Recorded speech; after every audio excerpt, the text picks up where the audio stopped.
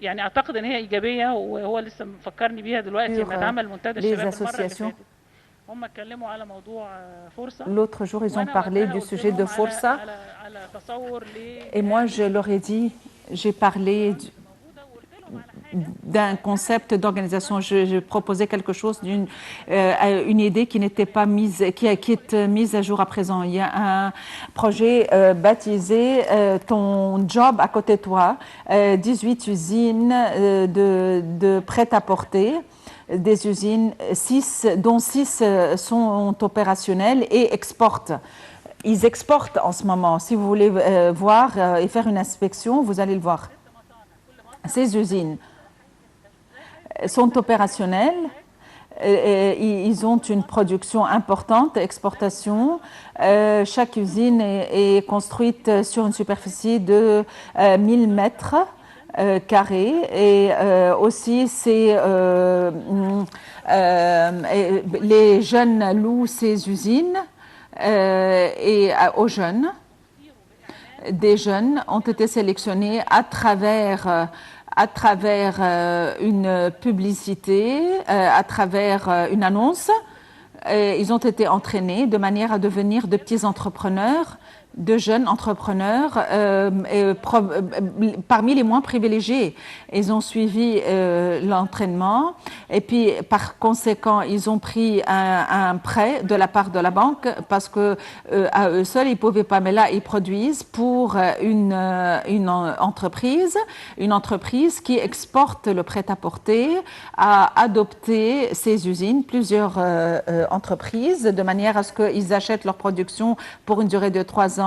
Et chacun d'eux a pris un prêt de 900 000 livres et donc tout au long, et ils doivent les rendre tout au long de 3 années. Et donc il y a un contrat avec ces entreprises de manière à ce qu'ils achètent leur production. Après les 3 ans, ils deviennent libres pour travailler et font ce qu'ils veulent après ça, après avoir rendu le prêt.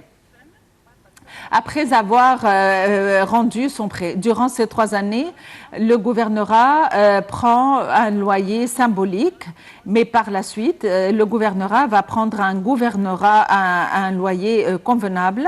Mais durant les 3 années, comme ça, on l'adopte, on l'a entraîné, on l'a formé, on lui a appris. Et on lui a donné l'opportunité de produire et d'exporter. Et l'usine qui achète va faire une production à la hauteur parce que l'entreprise va prendre la production. Ça, c'est une initiative, c'est pas général. Nous parlons d'un redressement en tant que règle générale. Je sais pourquoi ce que je vous dis, je parle de cette initiative. L'initiative a rassemblé quelques points importants, collecté quelques points importants. L'essentiel, c'est pas de lui donner un terrain, mais je dois lui dire ce qu'il fait. Et c'est d'où le début de votre question. Quels sont mes besoins? Et aussi, je dois lui fournir quelqu'un pour acheter, pour que ce système devienne opérationnel. Et je dois avoir un plan d'investissement complet. Et je dois lui donner un modèle, un groupe de modèles, d'exemples qu'il doit suivre. Les jeunes doivent suivre. Moi aussi, je vais revenir vers vous, mais nous avons parlé de l'investissement. Si, Monsieur la ministre, si vous voulez intervenir avec nous.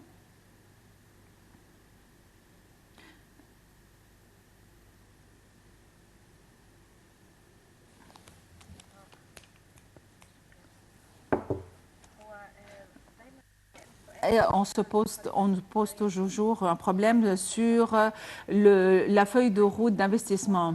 On aimerait éclaircir que le plan de route d'investissement ne revient pas seulement au ministère de l'investissement, mais c'est un plan global concernant toute la République arabe d'Égypte, tous les gouvernorats et toutes les opportunités. Pourquoi est-ce que ce plan n'est pas complet? Pourquoi? Parce qu'il n'y a pas d'obligation de la part de n'importe quelle opportunité pour qu'elle vienne nous parler des opportunités d'investissement. en ce qui concerne l'initiative de la nouvelle loi, chez nous, dans notre organisme, nous tentons de travailler avec tous les secteurs, dans les 27 gouvernorats, dans tous les secteurs. Nous avons divisé l'Égypte en 3 zones et nous avons dit que ce sont les secteurs ciblés que nous voulons développer. Et par conséquent, c'est sur ce que nous allons fonder notre plan et notre initiative. Et nous allons dire que la loi doit imposer les différentes parties concernées pour qu'ils nous fournissent les opportunités d'investissement qu'ils ont, de manière à ce que nous puissions continuer notre plan et nous puissions le renouveler, parce que c'est pas stagnant. Le plan n'est pas stagnant. Vous voulez dire, les parties concernées, vous voulez dire le gouvernorat? Oui, le gouvernorat. Donc, au cours de la période à venir, ça ne veut pas dire que nous avons arrêté, nous travaillons. Et le plan est complet, y compris les opportunités existantes, car il ne s'agit pas seulement de feuilles de route ou de plan, parce qu'il s'agit d'un plan complet, y compris le terrain, les permis, les secteurs dans lesquels nous voulons travailler. Et par conséquent, il y a les opportunités favorisées aux jeunes, pas seulement pour développer ce secteur seulement ou seulement une opportunité d'investissement, mais ils doivent aussi aller jusqu'au bout. Donc, le terrain doit être prêt, les permis doivent être prêts et aussitôt doit être calculé. Comme vous l'avez fait, l'étude de faisabilité doit être minutieuse et que ceci fasse partie de notre plan de développement dans le gouvernorat. Madame la ministre, ce que vous dites est scientifique et réaliste, mais aussi, est-ce que un jeune qui ne soit pas spécialisé en économie, quelqu'un qui aurait postulé sur le web et qu'il voit une annonce concernant sur un atelier de travail pour les jeunes entrepreneurs. Donc, il va se poser des questions au sujet de son avenir. Quand est-ce que j'aurai un système facile de manière à ce que je puisse m'orienter vers le Fonds national pour le développement et est-ce que j'aurai des formalités faciles, des procédures faciles? Est-ce qu'ils vont me demander des choses difficiles? La banque va me donner le crédit et est-ce que je serai capable d'être protégée par l'État et s'il y a une perte, l'État va me soutenir? Est-ce que ceci est faisable? L'investissement, même si c'est un petit investissement ou un grand investissement, il y a toujours des dangers et il y a une faisabilité et il y a un revenu et il n'y a pas seulement que nous postulons et nous devons avoir tout devant nous. Comme n'importe quel investissement, tous les cycles, nous devons les parcourir. Oui, d'accord, il y a un jeune, nous devons l'aider, nous devons lui favoriser l'atmosphère d'investissement favorable, mais aussi il y a un processus qui devrait suivre. Comme vous l'avez dit, le crédit, l'initiative, ça c'est une partie. Nous, notre rôle en tant que gouvernement, c'est que nous devons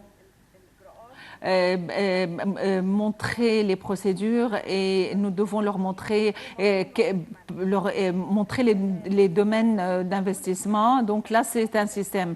Et aussi, et je sais que vous voulez tous faire une intervention, mais aussi je voudrais parler sur le rôle du Fonds social pour le développement. On devait avoir un représentant du Fonds en tant que responsable de ces systèmes de petites et moyennes entreprises, mais malheureusement, on n'a personne. Et aussi, je pourrais revenir vers vous.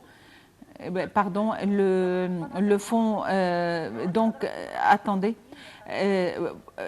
Si vous me permettez, je pourrais faire une intervention. Premièrement, le Fonds social pour le développement n'a rien à voir avec les sujets, avec les projets moyens.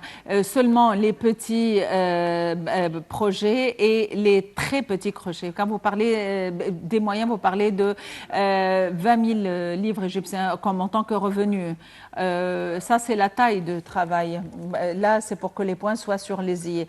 La plupart des exemples que vous avez dit, ce sont des projets très petits projets, comme Dr Abel a évoqué. Comme l'entrepreneuriat, ce sont des idées et ça vraiment, ça a besoin de beaucoup de partenariats. Encore une fois, j'ai plusieurs points que je dois évoquer. Quand on parle du plan d'investissement, Bon, le point que j'aimerais évoquer, tout ne va pas être donné avec la cuillère. Vous n'allez pas dire, oui, vous allez au gouvernorat, prenez l'étude de faisabilité. Rien n'est aussi facile. Vous ne pouvez pas remplir tous les secteurs. Moi, en tant que jeune, je dois faire un peu mon devoir. Je dois faire mes études. Nous, en tant qu'État, on doit, et ça n'existe pas, mais on doit avoir des informations sur le marché pour savoir qu'est-ce qui manque, les nouvelles idées que nous pouvons avancer auprès des jeunes. Ça aussi, ça fait partie du devoir de l'État et on essaye de rassembler ces idées. Je vais vous donner un exemple réaliste que vous allez voir réalisé à partir de la semaine prochaine. Nous créons un complexe pour la production de matières plastiques à Alexandrie qui vont utiliser les matières brutes de l'entreprise pétrochimique. On a fait une étude qui a duré à peu près 3 mois dans 3 gouvernorats, Alexandrie, Bahira et Mounofeia, effectuée sur toutes les industries ayant recours à ces matières brutes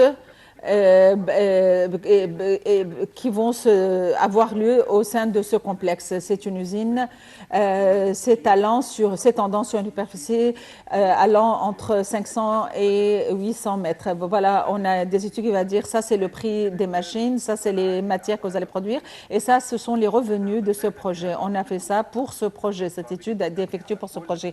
Vous ne pouvez pas faire ça pour toutes les industries de l'État. La carte d'investissement évoquée par Madame la ministre comprend aussi certaines industries, mais qui va comprendre plus que les moyennes, entre les projets moyens ou les moyennes entreprises. Moi, je veux faire une industrie de marbre, par exemple, à Alexandrie. Si j'ai investisseur, je vais lui dire, je vais faire ça à Swan ou à Alexandrie. Pourquoi? Si je vais évoquer tel ou tel ou tel, je dois avoir selon la qualité concurrentielle entre les différents gouvernorats, que ce soit au niveau des personnes, soit au niveau du potentiel humain, au niveau des matières brutes. Ça, c'est le privilège concurrentiel de chaque gouvernement. Ça n'existe pas, pas seulement en matière d'industrie, mais surtout dans tous les domaines, y compris l'agriculture. Ça, c'était pour faire éclaircir quelques mots. Moi, ma question, en ce qui concerne le Fonds national, le Fonds social de développement. Ça, c'est une conférence pour les jeunes et par conséquent, les jeunes qui ont déjà un âge précoce, ils n'ont pas suffisamment de fonds et par conséquent, ils vont se consacrer vers les petits projets. Donc, le fonds, il va s'orienter vers ce fonds. Est-ce que vous avez une évaluation pour l'expérience du fonds? Est-ce que vous trouvez qu'il ne favorise pas une bonne orientation pour les jeunes? Ils ne jouent pas le rôle d'intermédiaire avec les banques. Est-ce qu'il y a des choses qui font que les jeunes sont réticents quant à ce fonds? Évidemment, il y a une réticence parce qu'il y a une déficience.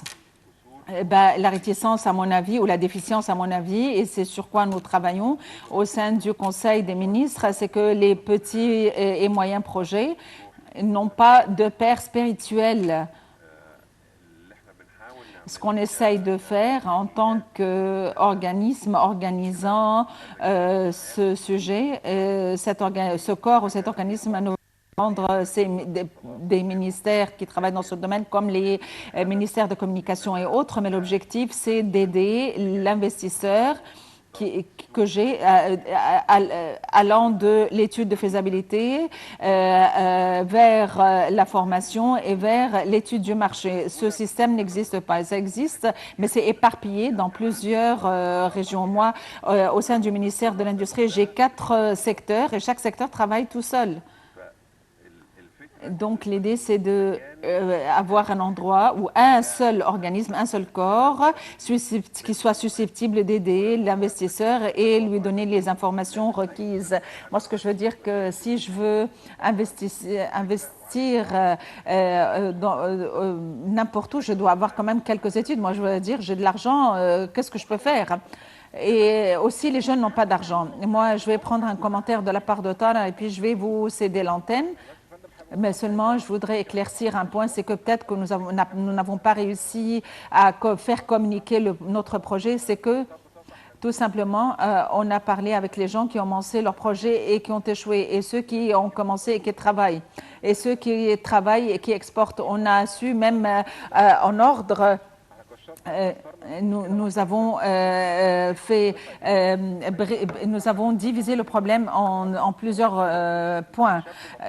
Ici, vous avez dit que les jeunes doivent faire leur devoir. Aujourd'hui, j'ai une idée et je veux commencer. Disons que c'est un projet industriel et qui va servir le projet de l'État.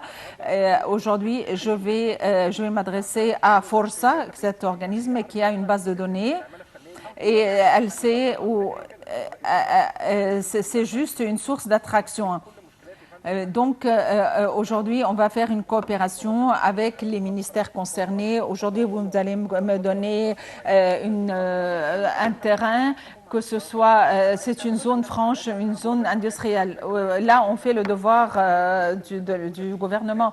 Le système du guichet unique, on voudrait qu'il y ait des gens qui soient capables de prendre des décisions. Ce seul guichet, eh bien, ils prennent le dossier et passent par 13 parties pour avoir 13 permis, pour tenir un projet d'investissement. Moi, je ne veux pas ça. Aujourd'hui, si vous êtes, par exemple, le ministère de l'Environnement, je veux dire, est-ce que vous avez un problème? Je dis non. Donc, c'est une partie de recherche qui va vous relier aux différents ministères. Vous avez besoin d'avoir qu'on vous permette que les ministères vous avancent leurs informations, vous donnent des facilités. Moi aussi, si je veux encourager un investisseur pour qu'il vienne ici en Égypte, je vais donner l'exemple de la Bulgarie.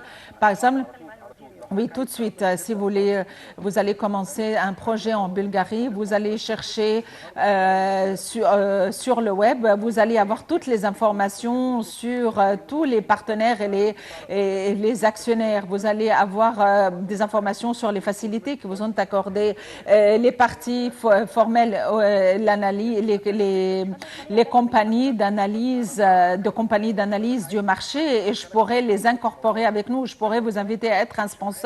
Vous pouvez venir en tant que sponsor, et celui qui a besoin d'avoir des informations doit payer de l'argent. Vous revenez sur le point concernant les permis, et je suis d'accord avec vous car c'est catastrophique. La nouvelle loi va résoudre ce problème. Pas seulement un guichet, ça va être seulement un organisme, un corps. Moi, je comprends. Moi, c'est pour parler du point, ça va être juste une seule partie concernée. Donc, les autres parties, vous, en tant qu'investisseur, vous n'aurez pas affaire avec ces parties. Deuxièmement, la nouvelle loi va vous donner l'opportunité d'avoir affaire avec des bureaux de consultants. Il va vous donner votre permis. Il n'y a pas plus facile que ça, hein? Donc, le problème des permis est un problème catastrophique parce qu'il y avait plus de 9 parties concernées et il n'y a pas de standards ou de critères, il n'y a pas de spécificité. Je suis d'accord et c'est la chose que j'ai abordée au plus. On a promulgué une loi qui a été soumise au Parlement. Nous allons discuter la législation exécutive concernant cette loi va être appliquée en 3 mois parce qu'à mon avis, c'est une des entraves essentielles pour l'industrie. Ça sera une loi sur quoi? Ça sera une loi portant sur les permis industrialisés. Docteur Hala, vous avez une intervention en 30 secondes. Est-ce que vous essayez de dire ce que vous dites aussi? Il y a Microsoft. Microsoft avait soumis une suggestion au Conseil présidentiel examiné depuis 2 ans. Il fait exactement ce que vous faites. Les permis vont résoudre beaucoup de problèmes, sans doute, mais aussi j'ai besoin de savoir ce qui suit, que le jeune qui a une idée, qu'il passe sur le web pour soumettre son idée et que quelqu'un discute son idée. Et si cette idée a besoin d'un droit d'auteur, qu'il l'ait, et que quelqu'un lui dise, vous pouvez vous entraîner dans telle et telle et telle partie et tel côté pourrait vous aider à faire l'étude de faisabilité. Et si vous voulez prendre la terre, vous pouvez faire celle et que quelqu'un l'adopte. Et si l'idée a échoué, qu'il prenne faire autre chose. Et quelle partie vous voulez dire? Ce qui existe à présent, et je l'espère qu'il puisse voir le jour. Donc, ça a pris du temps. C'est cette initiative complète élaborée par Microsoft et qui travaille depuis plus d'un an pour élaborer un système fait sur Internet. Et celui qui n'arrive pas à utiliser l'Internet, qu'il aille sur d'autres sites. Nous avons un problème d'information et de liens. Nous avons plusieurs centres de formation. Nous avons des ministères qui ont des démarches et des procédures connues. Il y en a qui connaissent les procédures et il y en a qui ne le connaissent pas. Mais nous avons un système qui puisse relier tout ceci. Et on souhaiterait que ce soit une seule instance proche du ministère du Conseil des ministres. Donc, on s'est mis en contact avec eux. Donc, je vais revenir vers vous, Tariq. Monsieur le député, au nom de Clément Miséricorde, Naïb Ahmed Selini, chef de l'administration municipale au Parlement, pour ne pas me répéter. Et donc, en ce qui concerne Nadi Hussam, Monsieur Hussam et Dr Adla, ceci a attiré mon attention. On parle du gap éloignant l'importation, le problème que nous avons. Donc, le fait de ne pas avoir un plan d'investissement relié aux municipalités, aux différents gouvernorats jusqu'à présent, ça aussi c'est un problème qu'on aimerait pointer du doigt. Et donc, mes appréciations, d'après moi, ce plan doit être élaboré très rapidement. Et moi, en tant qu'État, je dois avoir une idée des entraves qui se posent à moi et des défis qui se posent à moi. Qu'est-ce qu'on veut? On a un problème de devises étrangères. Tout le monde dit n'importe quoi. Ministres, députés, tout le peuple égyptien se prennent pour des grands économistes qui discutant la devise étrangère. Et le problème prend de l'ampleur. J'ai un gouvernement, j'ai d'experts, j'ai un parlement. Moi, je ne suis pas expert en investissement. Je suis spécialiste d'administration locale. Si chacun va travailler selon son propre gré, donc ça va être l'anarchie. Donc, nous devons, ce qui a été discuté à présent, en la présence de son Excellence, Monsieur le Ministre, et je suis heureux que la loi a déjà été soumise au Parlement, et j'espère que ça va aller vite, parce que ce que les gens ne savent pas, c'est que cette loi ou ces lois sont liées aux années 50. Donc, et en fin de compte, donc, je fais l'éloge de ce qui a été dit et je demande à Madame la ministre de l'Investissement et Monsieur le ministre pour qu'ils donnent un délai pour élaborer un plan d'investissement, car sans la présence de ce plan d'investissement, nous perdons notre temps.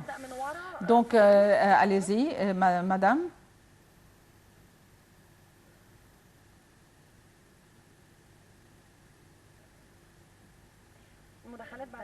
Donc, les interventions dans un délai de 30 secondes, s'il vous plaît. Bonsoir. J'ai juste une question. Tout ce qui a été indiqué, je pensais que nous parlons d'entrepreneuriat. On ne parle pas de petites et déjà fondées parce qu'ils n'ont pas de problème de permis, ils sont déjà existants. Le problème des petites et moyennes entreprises, dans la plupart des cas, réside dans le fond. Et il y a, en ce qui concerne les petites et moyennes entreprises, il y a une initiative déjà effectuée. S'il vous plaît, est-ce que vous pouvez faire plus d'éclaircissements?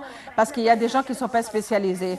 Nous, on parlait des entreprises qui vont déjà commencer, mais pas des entreprises existantes. Durant toutes les séances, on ne parlait pas des entreprises déjà existantes, car les problèmes qui ont été avancés sont relatifs à des problèmes qui sont en train d'être fondés. Ça, c'est un problème et ça, c'est un autre problème. Là, on parle de fonds et de permis, d'accord, mais comme vous l'avez dit, comme ils ont ce qui a été dit, on parle du capital de joint venture, mais ma question, c'est que où réside le problème? Nous avons un manque de fonds pour subvenir ces secteurs. Nous avons seulement deux ventures jointes opérationnelles. Donc, où réside votre question et adressée à qui? Eh bien, à Madame la ministre. Est-ce que je peux vous répondre? Donc, le problème des permis impacte les petites et moyennes entreprises existantes et pas seulement parce que la plupart de ces industries travaillent sans permis. Par conséquent, ils ne peuvent pas aller à la banque et obtenir un prêt. Donc, ces problèmes de permis ne comprennent pas seulement l'entrepreneuriat, mais aussi concernent les SMEs ou les petites et moyennes entreprises. Donc, ce qui concerne le fonds des entreprises existantes pour l'expansion, je pense qu'il n'y a pas de problème, mais le problème, la résolution du problème des permis va résoudre le problème car il sera capable d'aller à la banque et de prendre du fonds. En ce qui concerne le problème du fonds, eh bien, je ne vois pas que c'est ça vraiment le problème majeur, le problème primordial. C'est pas ça qui nous arrête en ce moment, le fonds. Mais ce qu'on est en train de discuter consiste une partie du grand problème. Donc, je vous remercie pour votre intervention. Mais ce que je vais prendre la réponse du gouverneur de la Banque centrale, mais parce qu'il a demandé à intervenir pour que vous sachiez les parties concernées. Et je vais prendre vos avis. Merci beaucoup. Je remercie les membres du panel. Moi, je vais dire mon opinion concernant ce sujet. En ce qui concerne le fonds et le jeune à qui s'adresser, les jeunes à qui s'adresser et le capital de venture conjointe, eh bien, le fonds constitue une partie parmi 20 000 parties concernant les petits projets. À mon avis, les petits projets constituent un programme énorme, très grand et très difficile. Qui est très grand et très difficile. Nous, on essaye de parler juste des petits bouts du sujet. Ce sujet doit être adopté à une échelle grandiose et que soit mis à exécution. Et mise à exécution, eh bien, ceci nécessite une restructuration à l'échelon de l'État, au niveau de l'État. On parle des côtés légaux, études de faisabilité, et il n'y a pas un problème. On ne peut pas dire qu'un jeune va s'adresser à la banque. Si vous voulez, par exemple, la Fédération des industries, toutes ces instances classifiées doivent être impliquées. Ce matin, on a parlé avec les spécialistes de technologie. Oui, il y a un programme de technologie qui ont une idée sur comment faire développer l'industrie technologique. Donc, on leur a dit, vous pouvez vous orienter vers le secteur bancaire. On voit c'est quoi le bancaire, c'est quoi le concept et on pourrait le financer ensemble. Évidemment, en fin de compte, on veut produire pour remédier au déficit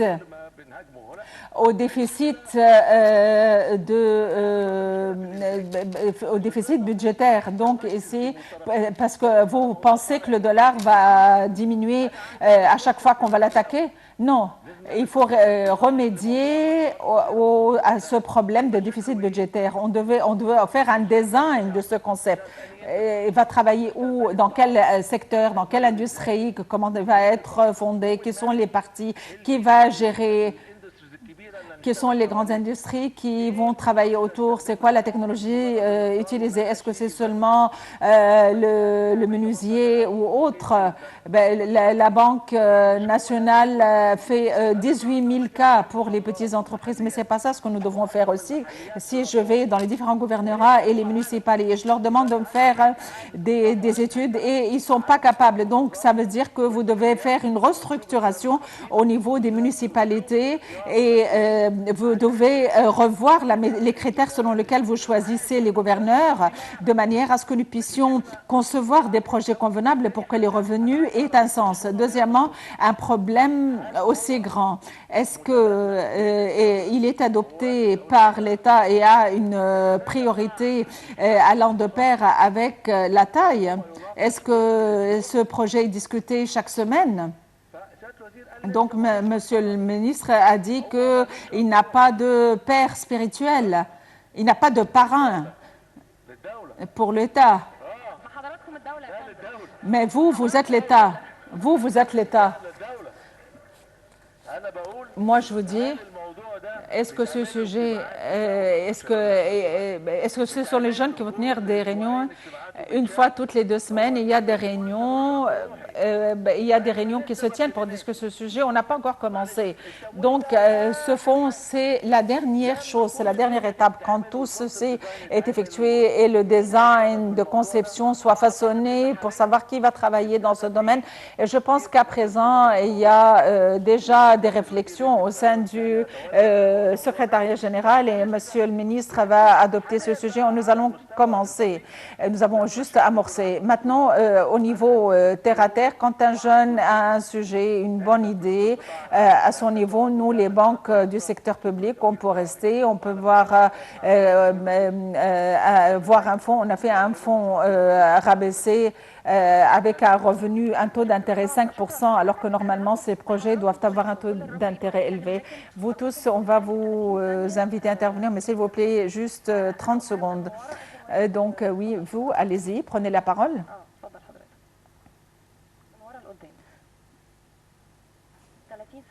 30 secondes, s'il vous plaît, au maximum.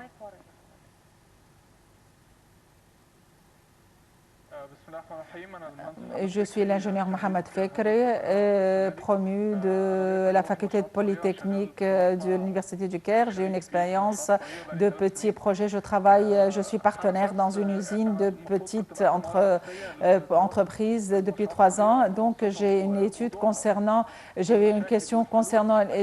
avancé une étude concernant les problèmes des petites entreprises, mais personne ne l'a examiné. Si vous pouvez me donner 3 minutes. S'il vous plaît, c'est une conférence pour les jeunes. Oui, vous avez le droit de parler. 3 minutes au maximum. Et si vous voyez que ce que je vais dire là est sans valeur, vous pouvez m'arrêter. Non. Exposer les idées ne se déroule pas ici. Votre projet ne doit pas être exposé aussi, car si nous ouvrons cette porte... Non, je ne vais pas exposer le sujet. Je parle des entraves qui entravent les projets des jeunes. Non, 3 minutes. Tout d'abord, ce que je remarque que ce que vous évoquez les entreprises concernant le fonds, à mon avis, il ne s'agit pas seulement d'un problème de fonds, comme vous l'avez évoqué, à mon avis.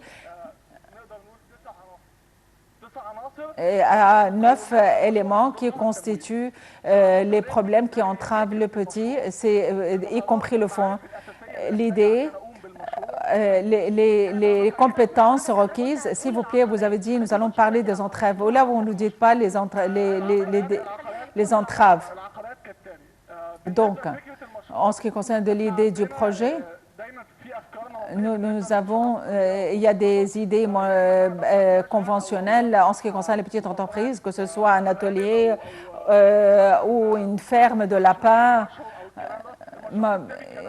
Non, ce sont des sujets typiques et finalement basé sur le fait de présenter un sujet qui fasse plaisir. Ce qui décide de ceci, c'est le goût du public, et finalement ces sujets échouent car ils ne peuvent pas être à la hauteur du goût du public. Il ne peut pas recourir à des ouvriers compétents car ils ne peuvent pas payer pour des ouvriers compétents. Ces petits projets utilisent des outils anciens et finalement ceci affecte la quantité et la qualité. Deuxièmement,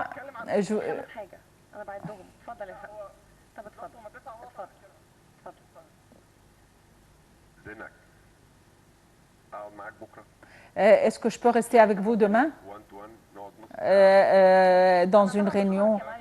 Merci, Monsieur le ministre. Donc, je vous remercie, Monsieur le ministre. Après la réunion, on va prendre un rendez-vous. S'il vous plaît, 30 secondes. Et s'il vous plaît, pas de répétition. Essayez de changer ce qu'on a à dire. Vos opinions sont respectées, mais pour avoir un produit concret et un produit de taille, s'il vous plaît. Donc, notre idée, c'est de donner beaucoup d'importance aux petites et moyennes entreprises. À présent, à Douamiette, les ateliers se ferment à cause du prix du bois. Ceci en tant que résultat pour l'augmentation du prix du dollar et aussi pour les prix exorbitants fixés par les commerçants. Deuxièmement, on aimerait que l'État et ces petites entreprises, les petits projets soient exemptés de taxes et de douanes pour l'exportation. Aussi, pour les petits projets, doivent être soutenus financièrement par des crédits à long terme, et aussi que si ces projets ont perdu, ces projets perdent, je ne dis pas que c'est l'État qui doit assumer cette perte, mais que le prix qu'il le retrouve à un délai, selon un calendrier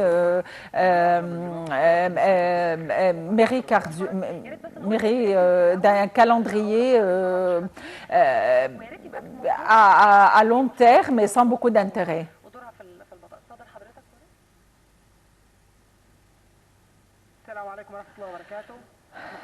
Mohamed Abdelrahim Mohamed de Luxor et député du Parlement des jeunes du gouvernorat. La crise de Luxor, c'est qu'il n'y a pas de tourisme. Donc, pour commencer, des projets de services constituent un problème car les gens ont été complexés à cause de ce qui s'est passé. Donc, par conséquent, nous sommes revenus en tant que jeunes. Nous avons pris une initiative pour d'autres projets. C'est pour faire un groupe d'usines pour sensibiliser la rue. On veut pas, nous voulons faire une entreprise profitant des ressources du gouvernorat, car il n'y a pas d'investisseur qui va venir à Luxor, qui a des régions plus proches du Caire et un marché plus élargi. Donc le fonds, pour nous, c'est un problème. Nous, on a entrepris une entreprise auprès des habitants de Luxor pour que tout le monde puisse financer le projet. Donc, on est en train de faire l'étude de faisabilité. On ne sait pas quel genre d'usine. Donc, ce qu'on pourrait faire à présent, peut-être.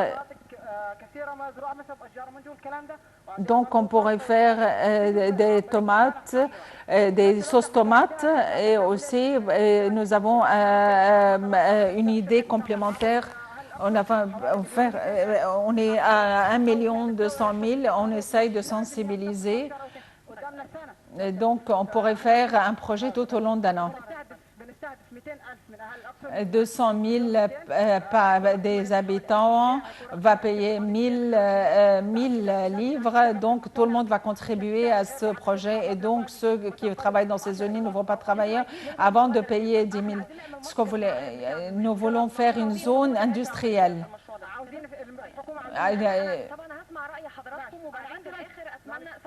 Donc,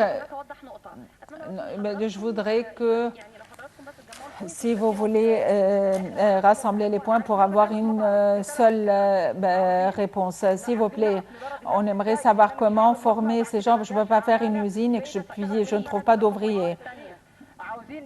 On voudrait quelqu'un qui puisse être un consultant pour nous, de manière à ce que nous puissions le consulter pour l'étude de faisabilité. On ne peut pas assumer la responsabilité de ces sommes d'argent. On voudrait une facilité au niveau des permis. Merci, je suis désolée, mais c'est pour donner la chance à d'autres personnes. Alors, passons le micro devant, les gens sont fâchés là, ici. Bonsoir, Ahmed Salem, le programme présentateur à la chaîne Qahir SM. Quand on assiste à des réunions, les gouverneurs, ils se plaignent de la centralisation et ils promettent les gens de la décentralisation de manière à ce que le gouverneur soit le gouverneur de la zone. Et quand on parle avec les ministres, ils disent qu'ils veulent qu'il y ait une centralisation centralisation. Alors, est-ce que pour de manière à consacrer une seule région pour donner les permis, donc est-ce que l'État opte pour la centralisation ou la démarcialisation? Pour Madame la ministre d'Investissement, on n'a pas le luxe d'attendre que le plan d'investissement soit terminé. Pourquoi est-ce que pas le ministère de l'Industrie puisse donner par exemple 20 projets cette année, ce mois, un autre ministère va donner un autre point. Pourquoi attendre ce plan? C'est très bien les 5% d'investissement pour les petits projets. Pourquoi pas déterminer des industries pour leur donner plus de fonds? Les 5% doivent être la moyenne. Mais pourquoi, par exemple, je vais donner un privilège à des industries pour remplacer les produits importés. Pourquoi importer des chargeurs de téléphone si moi je peux les produire? Donc, pour donner des privilèges à certaines industries, car ce sont les industries dont j'ai besoin. La dernière, c'est le plus important, on parle des symptômes, mais pas la maladie. Et le symptôme, c'est le chômage. Mais la maladie, en Égypte, c'est le système d'enseignement. En Égypte, on n'a pas un système d'enseignement qui puisse vraiment donner des experts. Pourquoi pas incorporer l'enseignement technique à l'enseignement général. Pourquoi pas dans le lycée que, par exemple, l'étudiant puisse avoir un bac normal plus un bac professionnel. Ça, c'est une suggestion. Donc, ceux qui sont contre peuvent le dire et ceux qui sont pour cette suggestion, eh bien c'est bien.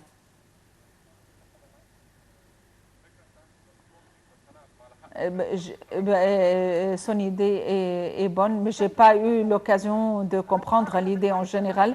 Vous pouvez rapprocher, je voudrais comprendre s'il y a une étude, un cas d'étude pour nous expliquer plus. Bon, on n'a pas le temps, mais ceci pourrait être favorable sur la ligne, sur le web, sur les réseaux Internet. Est-ce qu'on pourrait incorporer ces bases de données? Donc, après la conférence, ceci va être favorisé. Vous pouvez faire une recherche sur le web, sur le site de la conférence. La première chose, j'ai une demande. Donc, puisque nous formons des ateliers pour les jeunes, donc je voudrais que les opportunités, les chances favorisées aux jeunes soient plus importantes. Vous dites 30 secondes, donc voilà, moi je comprends. Et l'atelier précédent, et c'était la même chose. Donc, personne ne s'est limité aux 30 secondes. Donc, je vais profiter de l'occasion que le gouverneur de la Banque centrale est là. Moi, je rencontre des jeunes qui avaient acheté une voiture et qui n'a pas réussi à payer. Et donc, il devient blacklist dans la Banque centrale et doit rester pendant 5 ans, ne peut pas avoir des crédits. Je pense que ce soit une des recommandations pour diminuer la durée un petit peu, parce qu'il y en a des jeunes qui ont de bonnes intentions, qui tiennent des projets. Donc, il a eu un problème. Donc, pourquoi le laisser 5 années? 2 ans, c'est bon. Aussi, il y a un gap entre le secteur public, le secteur public et le gouvernement. Je m'appelle Atel Sherif, j'étais un candidat au Parlement. J'ai soumis un projet qui s'appelle l'équation difficile et j'ai dit que n'importe quelle formation qui soit suivie par une expérience pratique, c'est n'importe quoi parce que les gens oublient ce qu'ils ont étudié.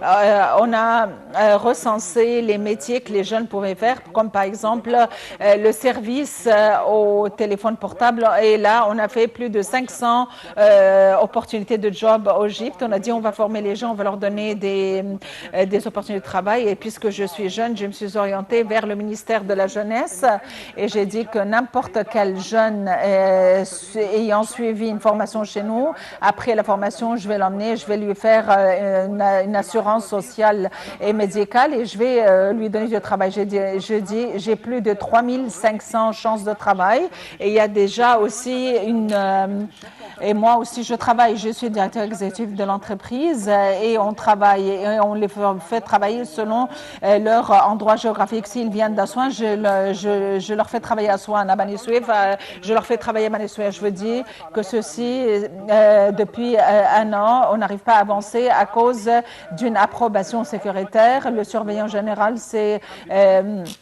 le chef d'état-major Hamdi Prit et le parrain c'est l'adjoint du ministère de l'Intérieur Mohsen Faham et tout ça est arrêté à cause d'une approbation sécuritaire pour commencer. Je vous le jure que c'est la vérité.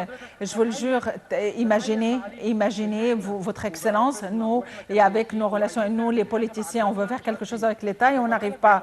Donc qu'en est-il avec le citoyen ordinaire? Je suis le dernier point, si vous m'autorisez, le dernier point.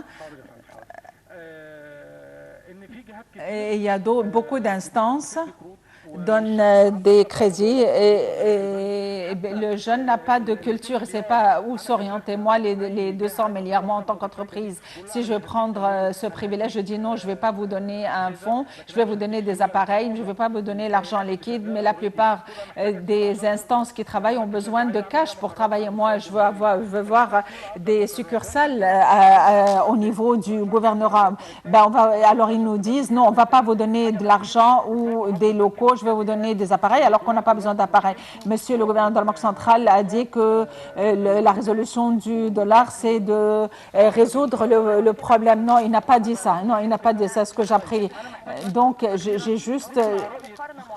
Donc, pour résoudre le problème du dollar, c'est même ce qu'on nous demande. J'aimerais avoir une idée sur le problème du dollar parce qu'on n'arrive pas à répondre quand on nous pose la question. S'il vous plaît, parce que j'ai l'impression que là,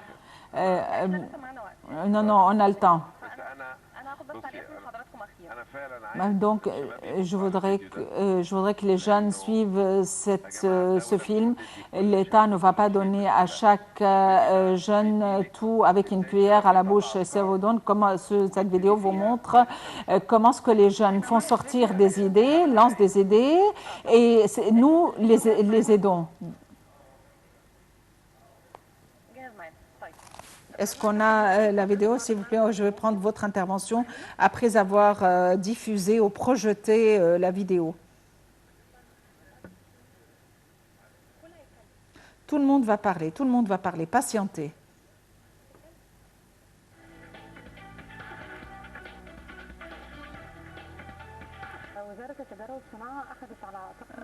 Donc le ministère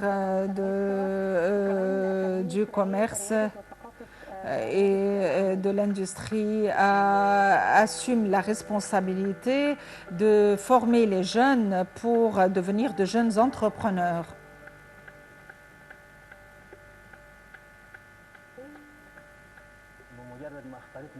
Depuis que dès qu'on a été et qu'il y a un programme, on a sélectionné des jeunes et ils ont pris des sessions de formation. On a pris le côté technique pour le sujet concernant l'entrepreneuriat, pour comprendre c'est quoi l'entrepreneuriat, la définition de l'administration, du management. On a abordé le côté pratique, comment faire un plan de travail d'une entreprise. Ce programme, on l'a pris au cœur et on l'a appris aux jeunes. Là, c'est pour le travail sur le bois. Donc, ceci va me donner confiance en moi. Je dois avoir confiance en moi. Et ça, un groupe de filles. Donc, on a fait des accessoires avec nos mains et on a décidé, on a collecté l'argent parmi nos amis et on a pensé à faire des accessoires et des gens l'ont apprécié et ceci nous a donné beaucoup d'assurance et nous avons eu une énergie positive. Et les filles sont devenues très positives dans plusieurs situations, dans les petites et moyennes entreprises qui se tiennent toujours et le côté concurrentiel aussi a augmenté et on a focalisé sur le recyclage. L'objectif, c'est d'utiliser les excréments que j'ai pour l'environnement. Et donc, j'utilise les excréments des animaux qui se trouvent dans chaque maison et je les jette dans cette eau, dans ce petit puits. Et d'un côté, de l'autre côté, j'obtiens des ciments. Donc, j'utilise quelques plantes, quelques buissons, quelques bambous, par exemple, et je l'utilise pour former ces chaises. Et dans quelques jours, à partir d'aujourd'hui, nous aurons à peu près 7 opportunités de travail.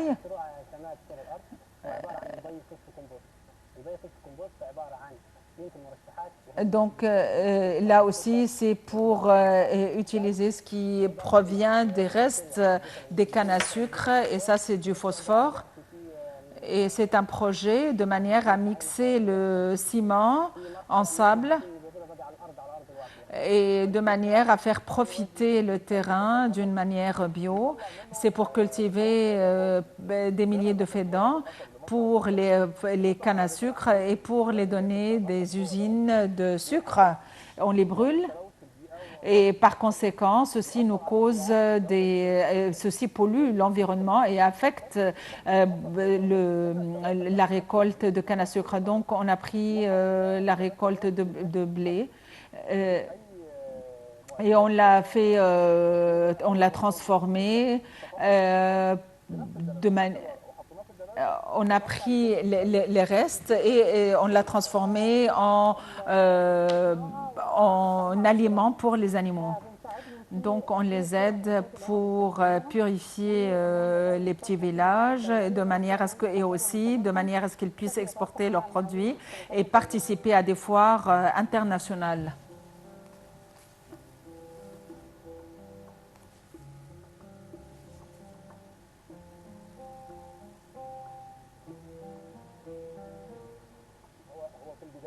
Au départ, parmi les composantes du projet auquel nous avons évoqué, c'est de favoriser des chances de travail pour les jeunes en Haute-Égypte. C'est la formation des serres agricoles. Depuis la période de la formation jusqu'à la récolte, des plantes. On a formé des jeunes, on a expliqué l'idée, on leur a montré comment profiter de la superficie qu'il a au maximum. On faisait une récolte de concombres et là, c'est une récolte on cultive d'autres légumes. Et on s'est rendu compte que ceci était bénéfique, nous a donné plus de revenus.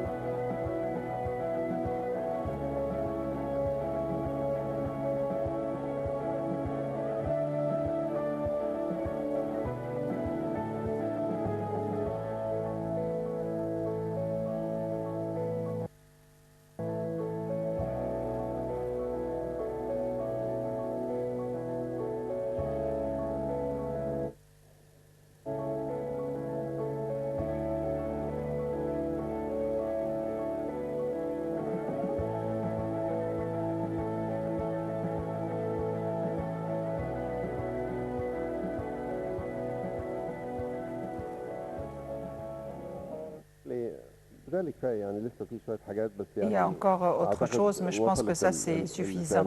Je pense que le message vous est parvenu. Il y a des idées, et ils prennent des risques, et puis après ça, on les aide. Le projet doit commencer à partir d'une idée. Personne ne va vous donner tout. Personne ne va tout vous donner. S'il vous plaît, ça c'est important. Faites sortir le stylo que vous avez dans votre poche et voyez c'est fabriqué où. Ça c'est pas une idée ou c'est pas une idée? Il y a un seul crayon en Égypte. Combien de personnes fument ici? Aucune usine de briquet en Égypte. Il y a beaucoup d'idées. Vous, en tant qu'aidé, vous devez faire sortir des... S'il vous plaît, Monsieur le Ministre, s'il vous plaît, pour le temps. Oui. Ahmed Mahgoub, gouverneur d'Assiout, j'avais un exemple existant réellement, c'est le gouverneur de Damiet. Donc c'est pour résoudre le problème du chômage. C'est un seul projet pouvant desservir plusieurs gouvernorats et pouvant faire des produits à faire exporter.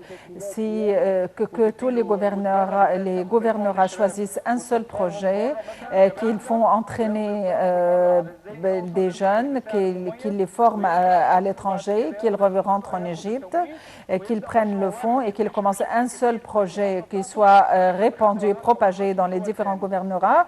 Donc on pourrait desservir tous les gouvernorats et même d'autres pays, les pays avoisinants. Au nom de Dieu clément et miséricordieux, Ahmed Chouaib, député au Parlement pour Ismaïlia. Je salue Monsieur le gouverneur de la Banque centrale pour votre courage en tant que responsable du gouvernement que vous avez prescrit une ordonnance simpliste pour résoudre les problèmes auxquels nous faisons face, y compris le $. Moi, j'aurais espéré qu'il soit présent ici pour qu'on lui demande d'assumer sa responsabilité patriotique pour que ceci soit rédigé et qu'il l'expose à son Excellence le Premier ministre, parce que ici le problème, comme elle l'a dit, c'est le choix des gouverneurs. Nous voulons un gouverneur créatif en tant que gouverneur du gouvernorat. Aussi, je m'adresse à son Excellence, Monsieur le ministre du Commerce et de l'Industrie. Il éprouve de la peine face à cette question de permis, alors que c'est lui qui doit faire sortir ce problème. Qui d'autre va assumer cette responsabilité? Aussi, la question des idées. Où est l'État qui veut faire une idée complémentaire pour un projet de développement émergent pour résoudre les problèmes de notre pays? Où sont les idées provenant de l'État? Moi, je veux m'en demander à tous les jeunes de réfléchir, moi, en tant qu'État, que j'ai une idée ou des idées complémentaires pour un projet de développement et que je dise aux jeunes, venez choisir quel est le projet parmi tous les projets que nous avons que vous puissiez faire et voici les fonds. Je suis Omar Ahmed Abeid, je viens de terminer mes études universitaires. J'ai été le premier arabe égyptien. Le Parlement m'a honoré pour le programme. J'ai travaillé avec Siemens à Holmes. J'ai commencé une entreprise là-bas.